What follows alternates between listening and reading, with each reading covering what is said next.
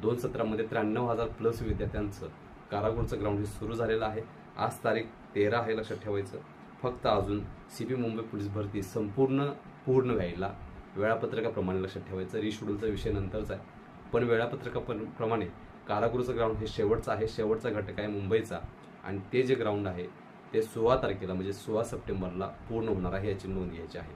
ठीक आहे। So कारागृहचं ground per day 10,500 याप्रमाणे सुरू झालेलं आहे। आज सकाळी 5 वाजल्यापासून 10,500 मुलांचं ग्राउंड हे सुरू झालेलं आहे।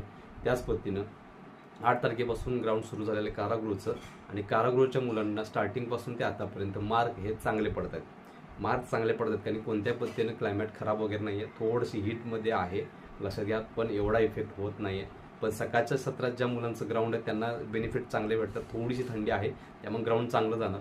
दुपारच्या सत्रामध्ये ज्या मुलांचं ग्राउंड आहे त्या मुलांना थोडासा उन्हाचा प्रॉब्लेम आला आहे, पण तरीसुद्धा मुलांनी चांगले मार्क घेत आहेत।